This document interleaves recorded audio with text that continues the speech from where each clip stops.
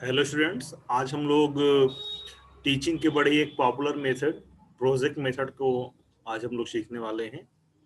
और आज हम लोग देखेंगे इसके हिस्टोरिकल अप्रोचेस को देखेंगे, इसके फंक्शंस को देखेंगे, इसके टाइप, इसकी मेरिट डिमेरिट और एक इफेक्टिव वे में प्रोजेक्ट टीचिंग हम कैसे कर सकते हैं, हम इसको भी देखने का प्रयास करेंगे। तो प्रोजेक्ट नाम से आप बड़े ही फेमिलियर होंगे। कई बार आपने सुना होगा कि सर ने हमें प्रोजेक्ट दिया है, क्लास का प्रोजेक्ट करना है या कोई रिसर्च प्रोजेक्ट करना है, यानी या वहाँ ये प्रोजेक्ट चल रहा है, यहाँ वो प्रोजेक्ट चल रहा है, ये पाइपलाइन का प्रोजेक्ट है, ये तेल का प्रोजेक्ट है। ऐसे प्रोजेक्ट के नाम से आप फेमिलियर हो गए, है ना। तो प्रोजेक्ट प्रोजेक्ट का एक्चुअल कॉन्सेप्ट निकल के क्या आ रहा है? प्रोजेक्ट का मतलब है एक well planned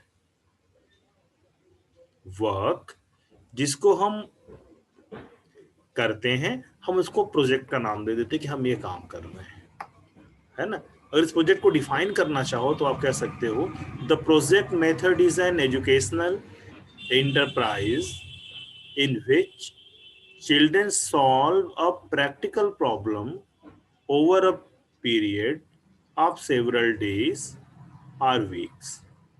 It may involve building a rocket, designing a playground, or publishing a class newspaper.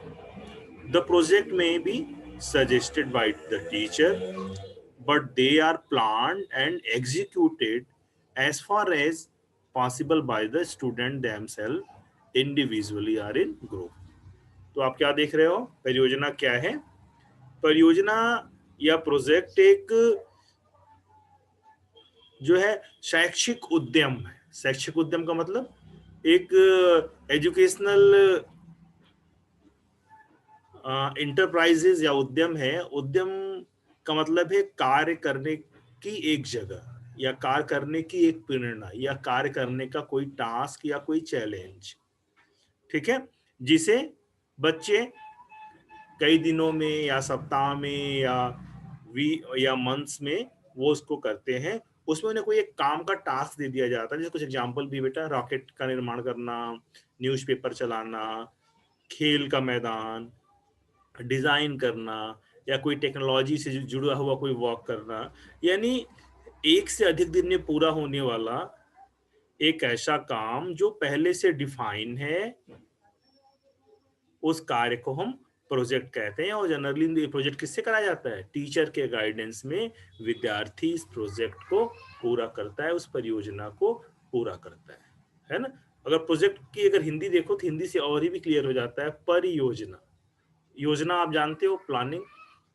और परियोजना का मतलब कोई स्पेसिफिक प्लानिंग अगर हम करते हैं और अगर उसके अगेंस्ट अगर हम कोई वर्क करते हैं, कोई काम करते हैं, तो उसको हम परियोजना कह सकते हैं, ठीक है। Project work focus on applying, not importing specific knowledge or skill, and on empowering student involvement and motivation in order to foster independent thinking, self confidence and social responsibility।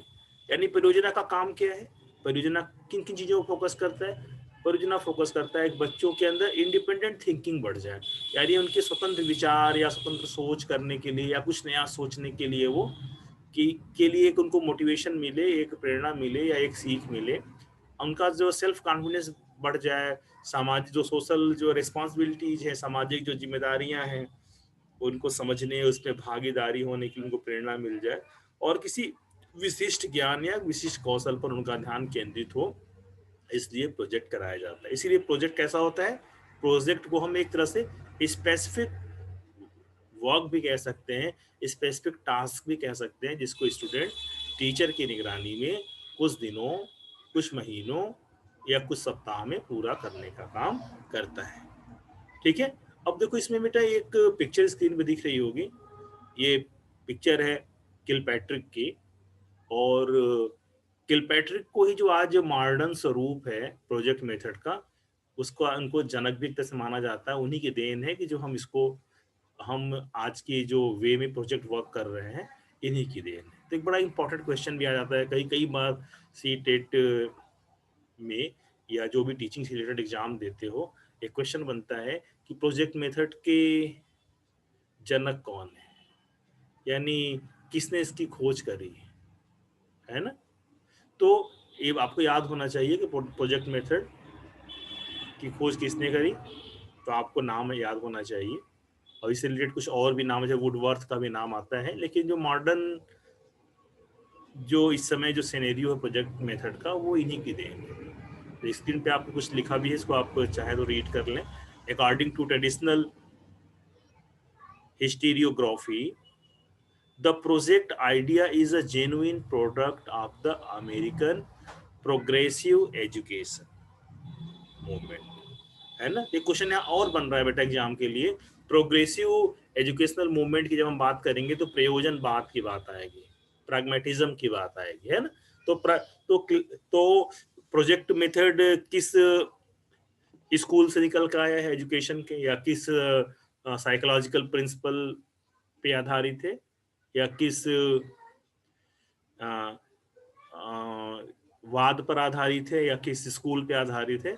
तो हम इसको भी हमें याद होना चाहिए, क्योंकि ये यहाँ से भी क्वेश्चन कई बार पेपर्स में हमने देखा है, इस तरह क्वेश्चन आपको आते हैं।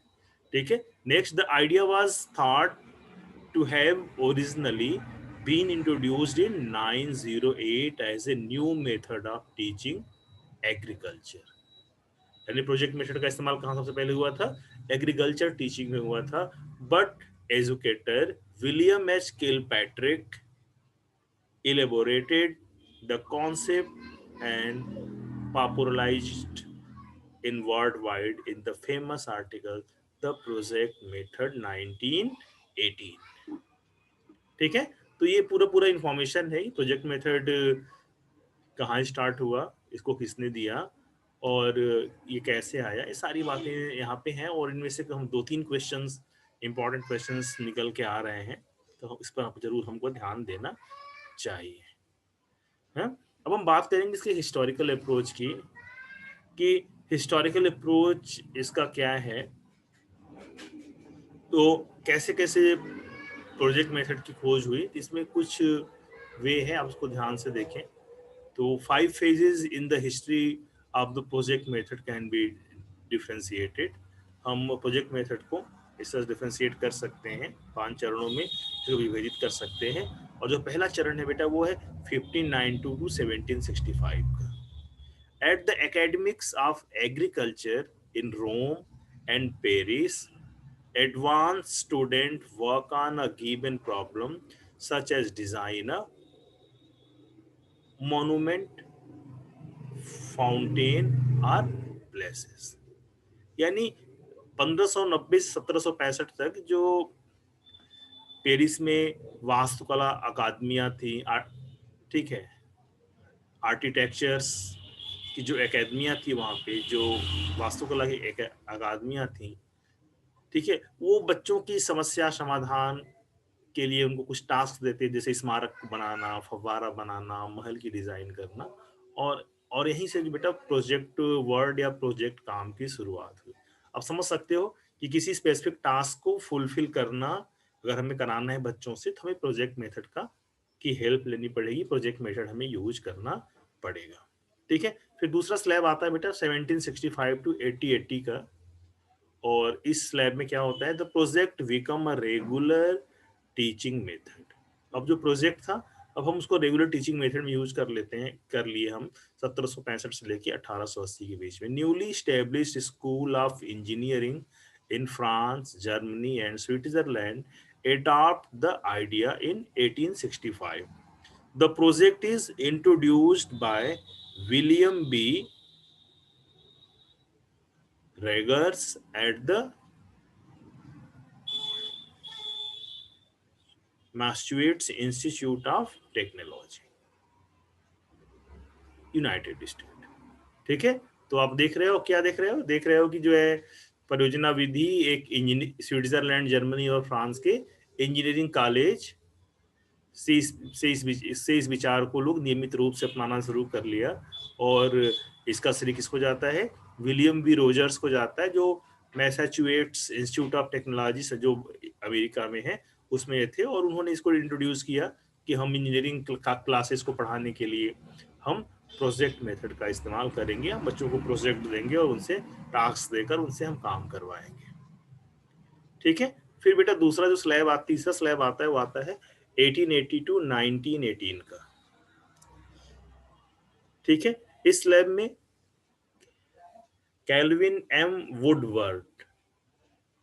Woodward adopts the project concept to school work. इन्होंने क्या किया, इन्होंने जो किल पैट्रिक का जो कॉन्सेप्ट था उसको उन्होंने स्कूल वर्क में यूज किया।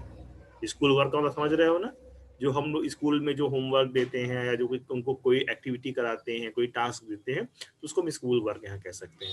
At the manual training school student actually produce the project they designed. Gradually the idea spread from manual training। ठीक है। Charles R Richards to vocational education, David S Snedden, Rufus W स्टिमोस,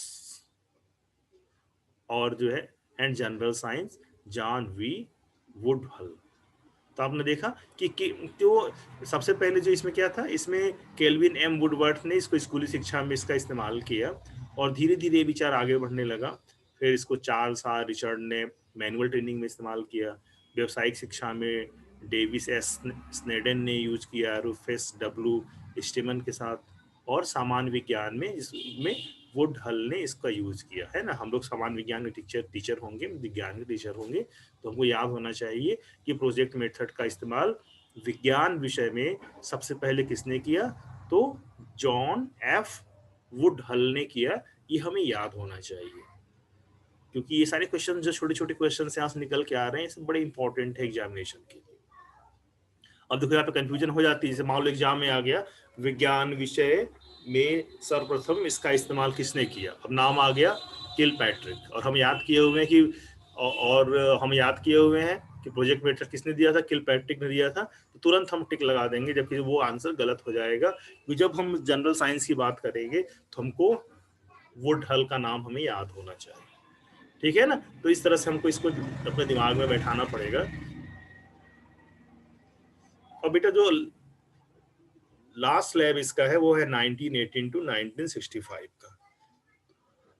Kilpatrick conceives the project broadly as whole-hearted purposeful activity producing in a social environment. After being criticized by Bode, John Dewey, and other leading American progressive educators, Kilpatrick approaches loses its attraction in the United States. It receives general approval in Europe, India and Soviet union. ठीक है ना। तो जो ये 1980 to 1965 का जो time slab था, इस टाइम स्लैब में किलपैट्रिक ने क्या किया, जो ये जो प्रोजेक्ट मेथड है इसका व्यापक स्वरूप उन्होंने किया, और इसके लिए व्यापक उसकी व्याख्या की कि इसको हम कहाँ कहाँ यूज कर सकते हैं और किस तरह से हम इसको यूज कर सकते हैं। और फिर इस तरह से ये यूरोप, भारत और संयुक्त राज्य अमेरिका में भी इसका इस्तेमाल होने लगा। और साथ में जो और भी लोग थे, जैसे जॉन जॉन डीबी थे या वाई डैशबोर्डे थे, ये सब जो है प्रयोजनवादी थे। ठीक है ना। तो प्रयोजनवादी थे, तो इन सब का भी इसमें योगदान था, ये सब प्रोजेक्ट मेथड के लिए काम किए। ठीक है। अब जो नेक्स्ट है बेटा वो 1972 टू मॉडर्न का है, ये भी एक स्लैब है। तो Kilpatrick's project method now taken as only adequate method of teaching in a democratic society. It rediscovered in Germany, the Netherlands, and other European countries under the influence of British primary school US. Educator attempts the redefine the project, viewing it as the important supplement to the traditional teacher-oriented subject-centered curriculum. है ना। क्योंकि जो हमारा traditional जो teaching system था वो कैसा था, या तो वो सब्जेक्ट ओरिएंटेड था या वो टीचर ओरिएंटेड करिकुलम हम पढ़ाते थे। तो ऐसी कंडीशन में बेसिक जो हमारा जो टीचिंग सिस्टम था उसके साथ में हमने क्या किया, हमने प्रोजेक्ट मेथड को भी इंट्रोड्यूस किया।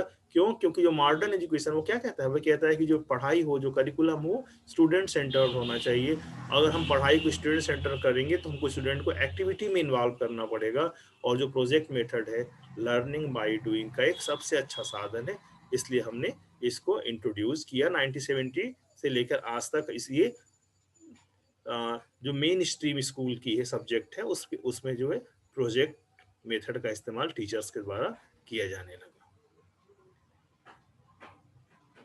ठीक है, अब हम बात करेंगे बेटा टाइप ऑफ प्रोजेक्ट्स की बात करेंगे कि प्रोजेक्ट कितने प्रकार के हो सकते हैं। अगर हमें प्रोजेक्ट वर्क कराना है तो प्रोजेक्ट कितने टाइप के हो सकते हैं। जो पहला टाइप इसका है वो है द प्रोड्यूसर टाइप। ये प्रोड्यूसर टाइप का मतलब क्या हुआ? प्रोड्यूसर का मतलब जो निर्माण करने वाला है, जो निर्माण करता है, वो प्रोड्यूसर टाइप हो जाता है। तो प्रोड्यूसर टाइप जो प्रोजेक्ट होता है उसमें क्या होता है, उसमें हम किसी प्रोडक्ट को का निर्माण करते हैं।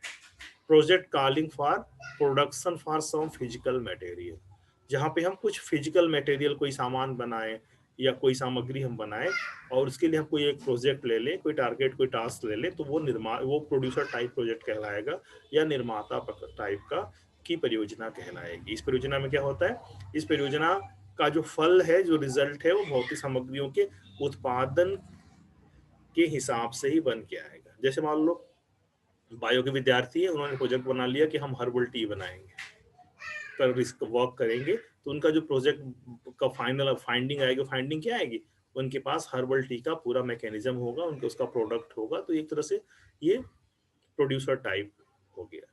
जो दूसरे टाइप का प्रोजेक्ट होता है बेटा वो होता है consumer type. The project in which pupils are not getting the experience and are enjoying engaged in consumer type. जो उपभोक्ता प्रकार का जो प्रोजेक्ट होता है बेटा, वो प्रोजेक्ट इस प्रकार का होता है जिसमें विद्यार्थी का अनुभव नहीं पा रहा है पढ़ाई का, वे उपभोक्ता के रूप में अगर उपस्थित है तो उसकी जो है, उसकी जो कंज्यूमर का मतलब क्या हो गया, उपभोग करने वाला, है ना। तो यानी कि अगर हम कंज्यूमर टाइप प्रोजेक्ट की बात करते हैं तो कंज्यूमर टाइप प्रोजेक्ट में क्या होगा, हम व्यक्ति के को हम क्या देना चाहते हैं, उसे उसके क्या प्राप्तियां हैं, उसे क्या मिलना चाहिए, अगर इन सारी चीजों का लेखा जोखा हम किसी प्रोजेक्ट में लेके चलते हैं तो उसको हम कंज्यूमर टाइप प्रोजेक्ट कर देते हैं। क्या? क्योंकि यहाँ पे कस्टमर सेटिस्फेक्शन मेन है। अगर हम टीचिंग के हिसाब से बात करें तो जो स्टूडेंट होता है वो हमारा कंज्यूमर होता है, और जो टीचर होता है टीचर का जो नॉलेज होता है उसको कंज्यूम करने का काम करता है ना। यानी अगर टीचर की, अगर स्टूडेंट की पढ़ाई या उसके उसके एक्सपीरियंसेस या उसके लर्निंग को हमें अगर को लेके अगर हमें कोई कोई हम एक्टिविटी कर रहे हैं, कोई वर्क कर रहे हैं, तो वो कंज्यूमर टाइप प्रोजेक्ट का पार्ट कहलाएगा। ठीक है। जो तीसरा प्रोजेक्ट है बेटा वो होता है, उसका नाम होता है problem type. Project in which solution to a problem is to the found out.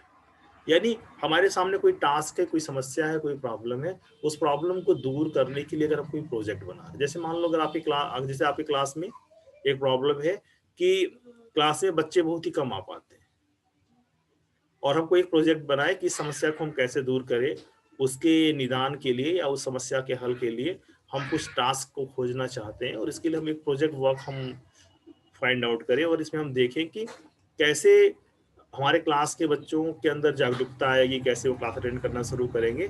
तो इस टाइप के प्रोजेक्ट हम क्या बोलेंगे, समस्या प्रकार का प्रोजेक्ट बोलेंगे या प्रॉब्लम टाइप प्रोजेक्ट बोलेंगे। जो नेक्स्ट टाइप है बेटा उसका नाम है ड्रिल टाइप।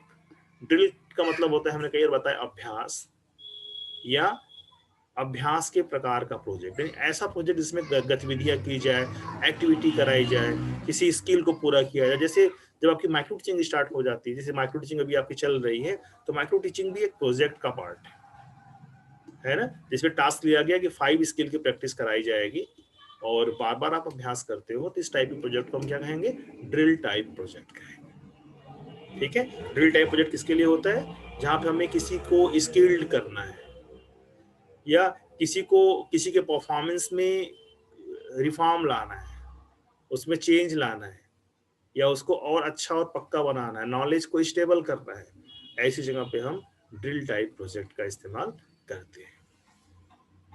अब बेटा जो नेक्स्ट आपके स्क्रीन पे टॉपिक आ रहा है उसका नाम है क्राइटेरिया फॉर सेलेक्टिंग प्रोजेक्ट। यानी हम प्रोजेक्ट सेलेक्ट करने के कौन कौन सी क्राइटेरिया लेंगे, यानी किन किन मानकों के आधार पर हम अपनी परियोजना को सेलेक्ट करते हैं या परियोजना का चयन करते हैं। यानी परियोजना के चयन के मानदंड, क्राइटेरिया ऑफ सेलेक्टिंग प्रोजेक्ट का मतलब क्या हो गया, परियोजना चयन के मानदंड, यानी कौन कौन से वो मानदंड है, कौन कौन से रूल है या कौन कौन से प्रिकॉशंस है जिनको लेकर हमें परियोजना का निर्माण करना चाहिए। तो पहला क्या है, selected topic should have educational value and it should B worthwhile.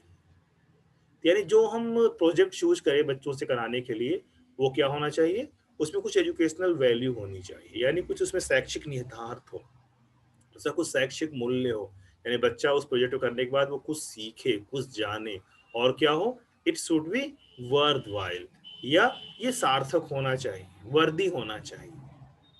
ठीक है ना। तो पहला तो क्राइटेरिया यही हो गई कि हम जो भी प्रोजेक्ट यूज हम सेलेक्ट करें वो क्या हो, वो एजुकेशन ओरिएंटेड होना चाहिए, जिससे बच्चे को कुछ ना कुछ नॉलेज मिले, उसका नॉलेज गेन हो। दूसरा क्या है, it should not take over time. Project हम ऐसा ना चूज कर ले जो टाइम ओवर हो जाए। जैसे मान लो फोर्थ ईयर में कोई प्रोजेक्ट कराना है और हमने प्रोजेक्ट अगर 13-14 महीने का चूज कर लिया, या आज शुरू करते 10 महीने प्रोजेक्ट चूज कर लिया, तो क्या वो प्रोजेक्ट पूरा हो जाएगा? नहीं, क्योंकि आपका एग्जाम मार्च में शुरू हो जाएगा, यानी मार्च के पहले ही हमें प्रोजेक्ट पूरा करना पड़ेगा। तो प्रोजेक्ट चयन करते समय हमें ध्यान देना चाहिए कि हम एक लिमिटेड टाइम पीरियड में उस काम को कर लें। इस तरह के प्रोजेक्ट हमें चूज करने चाहिए जिसमें समय उतना ही लगे जितना समय हमारे पास है, वो ओवर टाइम न चला जाए, यानी प्रोजेक्ट आपका टाइम के बियॉन्ड न चला जाए, टाइम से अधिक उसमें समय न लगे। हमें इस पर ध्यान देना पड़ेगा। It should B challenging in nature. ठीक है, जो प्रोजेक्ट हो बेटा वो चुनौतीपूर्ण होना चाहिए। ऐसा प्रोजेक्ट हम ना दे दें जो हमें पहले ही से पता हो। कई बार आपने देखा भी होगा कि प्रोजेक्ट हम देते हैं स्टूडेंट को, करते हैं पेरेंट्स, तो वो प्रोजेक्ट बच्चों के लिए ना हो कि वो पेरेंट्स के लिए हो जाता है। तो हमको प्रोजेक्ट ऐसा देना चाहिए जो बच्चों के लिए चुनौतीपूर्ण हो, जो उनके लिए चैलेंजिंग हो और उनको करने में मजा भी आए, ताकि उस चैलेंज को वो बड़ी हंसते हंसते कर ले और उस काम को खुद से करने का प्रयास करें, है ना। तो ये उसकी प्रकृति कैसी होनी चाहिए, चैलेंजिंग होनी चाहिए। नेक्स्ट क्या है, some the cost and availability of material should be kept in mind. यानी जब हम प्रोजेक्ट का चयन करें तो हमें ध्यान देना चाहिए कि इस प्रोजेक्ट की कीमत और उसमें जो सामान यूज हो रहा है बेटा वो दोनों सर्व सुलभ हो, उसकी उपलब्धता हो। ऐसा हमने कोई प्रोजेक्ट डिसाइड किया और प्रोजेक्ट जो है हमारी पॉकेट से ऊपर का निकल जाए, हाँ, हम स्टूडेंट को प्रोजेक्ट दे रहे हैं, वो प्रोजेक्ट की कीमत हो जाए लाखों में पहुंच जाए, तो बच्चे उसको अफोर्ड नहीं कर पाएंगे। तो हमें ध्यान देना चाहिए कि जो प्रोजेक्ट हम दें उस प्रोजेक्ट में जो कच्चा माल है, जो रॉ मटेरियल है, वो इजिली अवेलेबल हो और उसकी लागत भी कम से कम हो, यानी बजट में हमारे रहे, बजट के बाहर हमारा प्रोजेक्ट न चला जाए। हमें इसका भी ध्यान देना पड़ेगा। नेक्स्ट क्या है, it should be selected according to the will of the student. और प्रोजेक्ट कैसा होना चाहिए, प्रोजेक्ट उनके इच्छा के अनुसार होना चाहिए, विद्यार्थियों के इच्छा के अनुसार होना चाहिए। नहीं तो क्या होगा, प्रोजेक्ट तो आप दे दोगे, आप टाइम भी दे दोगे, और होगा क्या, उनके गार्जियन करेंगे या किसी दूसरे स्टूडेंट से वो नकल करेंगे, या दूसरे वो शॉर्टकट वेज की तरफ बढ़ जाएंगे। और जब प्रोजेक्ट खुद से नहीं करेंगे तो उनको कोई भी एजुकेशनल अचीवमेंट नहीं होगा। इस बात का ध्यान हमेशा देना चाहिए। जब भी हम कोई असाइनमेंट्स या कोई प्रोजेक्ट्स बच्चों को दें तो हमें ध्यान दें कि उनकी इच्छा के अनुसार ही उनको दें, ताकि वो आसानी से उसको कर पाए। अब हम बात करेंगे बेटा स्टेप ऑफ प्रोजेक्ट मेथड। अगर हमें प्रोजेक्ट मेथड में वर्क करना है तो हमें क्या क्या करना पड़ेगा। अब देखो प्रोजेक्ट मेथड का एरो आपकी स्क्रीन में दिखाई पड़ रहा है। तो इसमें क्या क्या दिख रहा है, पहला क्या है, परचेजिंग, दूसरा क्या है, प्लानिंग, थर्ड क्या है, executing, fourth judging, and last क्या है, रिपोर्टिंग। ये स्टेप्स हैं। इन स्टेप्स को अगर हम बच्चों से पूरा कराते हैं तो ये प्रोजेक्ट हमारा कंप्लीट हो जाता है। हमें कोई भी कंप्लीट करना होता है तो हमें इन्हीं चीज़ों से गुजरना पड़ता है, और इन सब सारे स्टेप्स को हम को कवर कर लेते हैं या पूरा कर लेते हैं तो हमारा प्रोजेक्ट कंप्लीट हो जाता है। ठीक है, अब हम बात करेंगे बेटा परचेसिंग एंड प्लानिंग की बात करेंगे। तो परचेसिंग का और प्लानिंग का मतलब ये है कि हम पहले ये सोचे कि हमारा प्रोजेक्ट किस पर्पस के लिए, हम हमारा उद्देश्य क्या है। अगर हमारा उद्देश्य नहीं क्लियर है तो हम कोई भी प्रोजेक्ट हम नहीं बना सकते, है ना। तो सबसे पहले हमें क्या निर्धारित करना पड़ेगा, हमें निर्धारित करना पड़ेगा गोल या ऑब्जेक्टिव। हम ऑब्जेक्टिव डिसाइड करेंगे। जब हम ऑब्जेक्टिव डिसाइड कर लेंगे, जब हमारा उद्देश्य क्लियर होगा कि हम प्रोजेक्ट किस काम के लिए बना रहे हैं, तो उस कार्य के लिए हम एक अच्छे प्रोजेक्ट की हम प्लानिंग भी कर सकते हैं। क्योंकि प्लानिंग हम किसकी करेंगे, अगर हम आपसे कहें कि घूमने की प्लानिंग कर लो और हम आपको ये बताए ही नहीं कि घूमने कहाँ चलना है, तो आप प्लानिंग क्या करोगे। या हमने हमें बताया नहीं घूमने कहाँ चलना है, तो आप प्लानिंग क्या करोगे। ठीक है, तो सबसे पहले क्या होना चाहिए, हमारा पर्पज क्लियर होना चाहिए। हमारा एजुकेशनल पर्पज जो है वो डिफाइन होगा। तो उस पर्पज के अगेंस्ट हम क्या करेंगे, हम परियोजना के लिए हम नियोजन कर लेंगे या प्लानिंग हम कर लेंगे। जब किसी प्रोजेक्ट की हम प्लानिंग कर लेते हैं, हम ये डिसाइड कर लेते हैं कि हम कैसे कैसे कैसे कैसे क्या क्या करने वाले हैं, तो क्या होगा, जब हमारी प्लानिंग क्लियर हो गई तब उसको एग्जीक्यूट करना शुरू कर देते हैं, यानी उसमें अब कार्य शुरू हो जाता है। तो देखो यहाँ पे आपकी स्क्रीन पे दो पिक्चर दिख रहा है। दोनों स्क्रीन में अलग अलग बच्चे अपने अपनी प्लानिंग के अगेंस्ट या अपने अपने पर्पज के अगेंस्ट जो है प्रोजेक्ट को एग्जीक्यूट कर रहे हैं, वो काम करने की का प्रयास कर रहे हैं, प्रोजेक्ट को पूरा करने का काम कर रहे हैं। देख रहे हो ना, सब टेक्नोवेशन वाला काम कर रहे हैं, कुछ टेक्नोवेशन कोई प्रोजेक्ट लेके उस प्रोजेक्ट पे वर्क कर रहे हैं। इसके बाद क्या आता है, judging and reporting. Judging and reporting का मतलब क्या हुआ, जज का मतलब हमने जो प्लानिंग करके हमने चली थी। जब हम कोई प्लानिंग करते हैं बेटा, तो आपको मैंने प्लानिंग बताया भी था कि हर प्लानिंग के साथ ऑब्जेक्टिव जुड़ा होता है, और उसी ऑब्जेक्टिव को हम पूरा करने के लिए हम प्लान करते हैं, पूरा पूरा सिस्टम बनाते हैं। तो जज में हम क्या करते हैं, जजिंग में हम ये देखते हैं कि हमने जो प्लानिंग करी थी वो प्लानिंग सक्सेस हुई कि नहीं। तो प्लानिंग की का सक्सेस रेट कैसे तय होता है, प्लानिंग का सक्सेस रेट तय होता है ऑब्जेक्टिव से। हमने जो ऑब्जेक्टिव बनाया वो ऑब्जेक्टिव कितना पूरा हुआ, कितने परसेंट पूरा हुआ, इस वे में हम क्या करेंगे, अपने प्रोजेक्ट को हम खुद ही जज कर लेते हैं। जज करने के बाद उस प्रोजेक्ट के लिए हम रिपोर्ट तैयार कर लेते हैं कि हमारा ये प्रोजेक्ट था, हमने इसमें ये काम किया, हमारा ऑब्जेक्टिव ये था, हमारी प्लानिंग ये थी, हमने इसको इस तरह से एग्जीक्यूट किया, इस तरह से प्रोजेक्ट को पूरा किया, और उसकी फाइंडिंग्स ये आई। ये पूरा लिखना ये रिपोर्टिंग कहलाता है। तो इस तरह से हम उसकी रिपोर्टिंग कर लेंगे। जब रिपोर्ट कर लेंगे तो हमारा ये काम प्रोजेक्ट का पूरा हो जाएगा। एक बार फिर से प्रोजेक्ट को आपको फिर से रिकॉल करा दे। प्रोजेक्ट करने के लिए हमें क्या क्या करना पड़ेगा, सबसे पहले हमें पर्पस डिसाइड करना पड़ेगा, उद्देश्य निर्धारित करना पड़ेगा। उद्देश्य के अगेंस्ट हमें क्या करना पड़ेगा, हमें प्लानिंग करना पड़ेगा। प्लानिंग के बाद हमें उस प्रोजेक्ट को एग्जीक्यूट करना पड़ेगा, प्रोजेक्ट का कार्य करना पड़ेगा। ठीक है, जब कार्य जब हमारा हो जाएगा तब क्या करेंगे, हम जज करेंगे अपने प्रोजेक्ट को, जज करेंगे, हम निष्कर्ष पर पहुंचेंगे कि हमने जो प्लानिंग करी थी वो पूरी हुई कि नहीं। जब हम जज कर लेंगे, हमारा जजमेंट हो जाएगा, जब वो चेक हो जाएगा तो हम क्या करेंगे, हम एक रिपोर्ट तैयार कर लेंगे कि हमारा प्रोजेक्ट, हमारा ये ऑब्जेक्टिव था, हमने ये प्लानिंग करी और उसका ये रिजल्ट आया। इस तरह से हम कर लेंगे। अब हम बात करेंगे बेटा एडवांटेज और डिसएडवांटेजेस की। तो एडवांटेज की बात करें तो एडवांटेज आपकी स्क्रीन पे शो हो रही है। It arouses and maintain interest of student। Project क्या करता है, प्रोजेक्ट छात्रों में रुचियां पैदा करता है, और रुचियों को बनाए रखने या उसको मेंटेन करने का भी काम करता है। जैसे मान लो अगर हमारे अंदर साइंटिफिक इंटरेस्ट है, अगर आप देखो जितने आपके टेक्नोवेशन के प्रोजेक्ट हैं हर साल होते हैं, first year, second year, third year, वो आज फोर्थ ईयर में आ गए। ठीक है, तो टेक्नोवेशन का प्रोजेक्ट क्या करता है, आपके अंदर जो है साइंटिफिक इंटरेस्ट को मेंटेन करने का काम करता है। ठीक है, नेक्स्ट क्या है, it keep the student on freedom to thought and action while doing the work.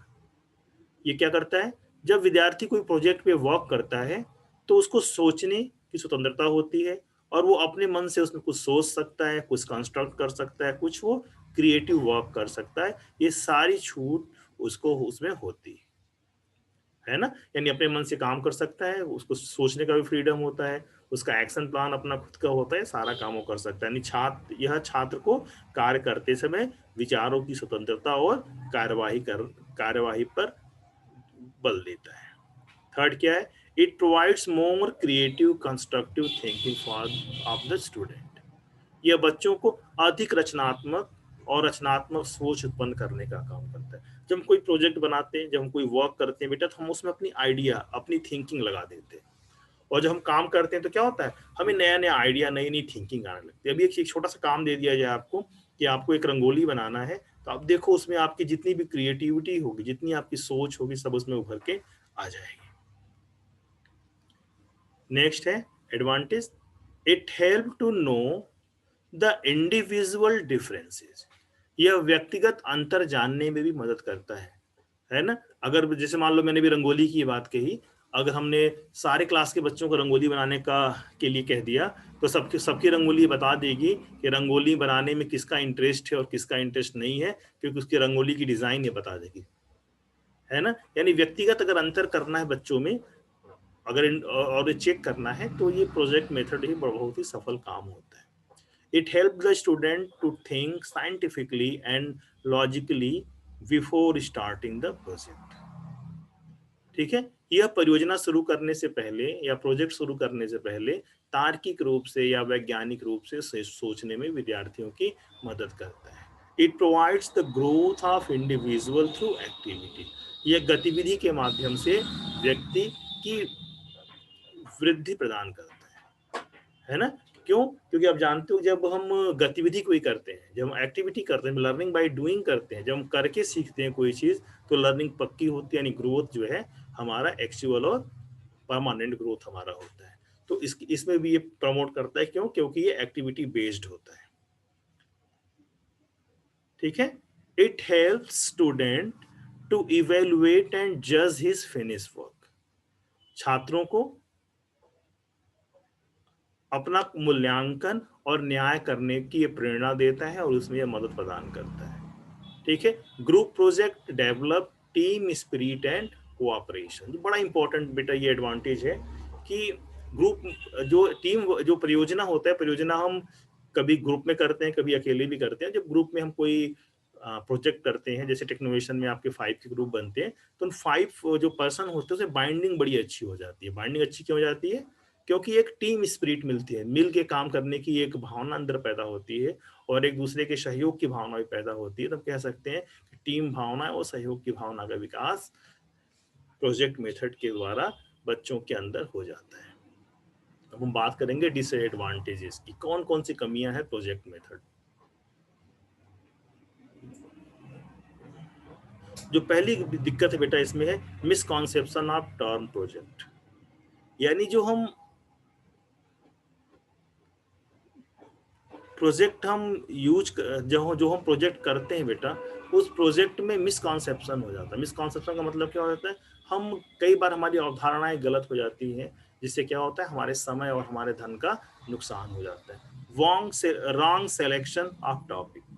कभी कभी जो है गलत विषयों का हम चयन कर लेते हैं, उसमें मेहनत करते करते करते अंतिम में थक जाते हैं। उसका रिजल्ट क्या होता है, हमको हमारी रुचि खत्म हो जाती है, हम उससे भागने लगते हैं, हम उससे बोर होने लगते हैं। एक दूसरी प्रॉब्लम ये आ जाती है प्रोजेक्ट में। तीसरी प्रॉब्लम क्या आती है, ओवर कंजम्पशन ऑफ टाइम। ठीक है, ये टाइम बहुत कंज्यूम करता है। अगर आपने देखा होगा, जब टेक्नोवेशन में आप वर्क करना शुरू कर देते होंगे, तो आपके सारे काम रुक जाते हैं, क्योंकि पूरा पूरा समय तो वो प्रोजेक्ट वर्क ही ले लेता है। और सीखने को क्या मिलता है? सीखने को मिलता है वो सिंगल प्रिंसिपल, जिस प्रिंसिपल पर बेस्ड होके आप वो काम कर रहे हो। तो क्या कर रहे हैं, टाइम बहुत ज्यादा इसमें लगता है, ये भी इसका एक बहुत बड़ा दोष है। Costly and non availability of suitable things. कई बार ऐसा होता है कि जो प्रोजेक्ट में जो चीजें लगती हैं, वो चीजें जल्दी मिलती नहीं है, और मिलती भी हैं तो बड़ी महंगी मिलती हैं। ये भी एक इसकी जो है डिमेरिट है ना।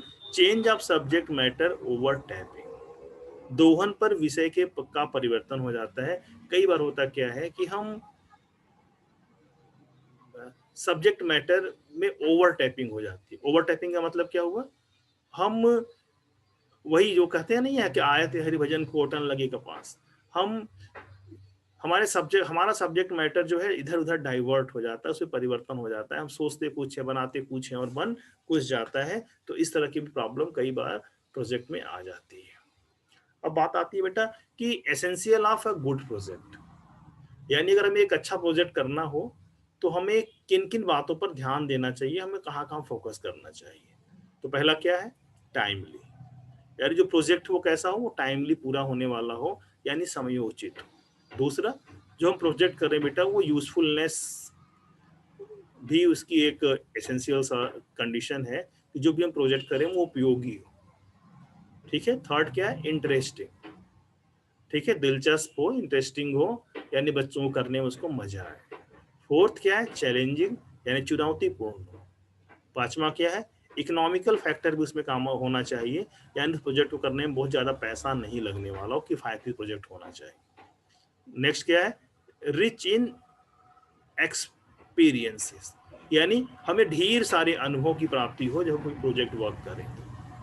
और सहकारिता का विकास हो, यानी साथ सहयोग की भावना का विकास हो, यानी कोऑपरेटिव भी होना चाहिए प्रोजेक्ट को। ये सारी जो 7 कंडीशंस हैं, 7 के टोटल 10 कंडीशन है, सारी कंडीशंस को निश्चित रूप से फुलफिल करना चाहिए किसी प्रोजेक्ट को। ये 7 कंडीशन है इसमें। ठीक है। अब मेरिट्स ऑफ प्रोजेक्ट मेथड, जो प्रोजेक्ट मेथड बेटा यूज करते हैं बच्चों को पढ़ाने के लिए, उस प्रोजेक्ट मेथड के गुण क्या क्या हो सकते हैं। पहला क्या है, based on the law of learning, जो प्रोजेक्ट मेथड है वो क्या है, सीखने के नियम पर आधारित होता है। रिलेटेड विद द लाइफ, वो जीवन से संबंधित होता है। कोरिलेट ऑल द सब्जेक्ट, ये सारे सब्जेक्टों को आपस में कोरिलेट कर लेता है, सहसंबंधित करने का काम करता है। Trains for the democratic way of life, जीवन के लोकतांत्रिक तरीकों को जीने के लिए ये हमें प्रेशराइज करता है, या हमको हमारा जो है मार्गदर्शन करता है। गिव्स ट्रेनिंग सिटीजनशिप, ये नागरिकता के लिए हमें ट्रेनिंग भी प्रदान करने का काम करता है। दूसरा क्या है, uphold the dignity of labour, यानी श्रम की गरिमा को कायम कर रखता है, क्योंकि इसमें बच्चों को काम करना पड़ता है तो श्रम की महत्ता को वो समझने लगते हैं। ठीक है। स्ट्रेस प्रॉब्लम सॉल्विंग, यानी समस्या हल करने पर जोर दिया जाता है, क्योंकि जो प्रोजेक्ट मेथड है उसमें प्रॉब्लम ही दूर करनी होती है, उसके लिए कोई आइडिया सोचना होता है, तो क्या होता है उनका समस्या समाधान की भी क्षमता का विकास हो जाता है। ठीक है। A source of happiness for the backward,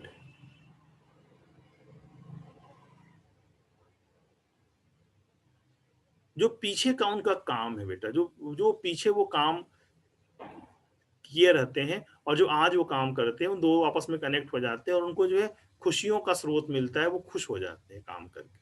स्वतंत्रता प्रदान होती है यहाँ पे, प्रोवाइड्स फ्रीडम, उनको स्वतंत्रता मिलती है।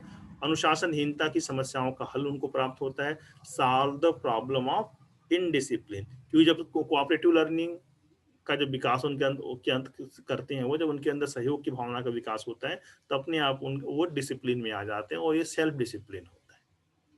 ठीक है। तो ये सारी बातें बेटा प्रोजेक्ट मेथड से रिलेटेड हमने आपसे भी करी हैं। इसमें हमने आपको बताया प्रोजेक्ट मेथड क्या है, इसका जो है हिस्टोरिकल इसका अप्रोच क्या है, इसका सैद्धांतिक स्वरूप क्या है, और प्रोजेक्ट मेथड के स्टेप्स क्या हैं, इसके मेरिट डिमेरिट्स क्या है, एक अगर हमें इफेक्टिव प्रोजेक्ट हमें करना है तो हमें किन किन बातों का ध्यान देना चाहिए, ये सारी बातें हमने आपसे डिस्कस करी। तो एग्जाम के लिए तो इम्पोर्टेंट है ही है, और एग्जाम के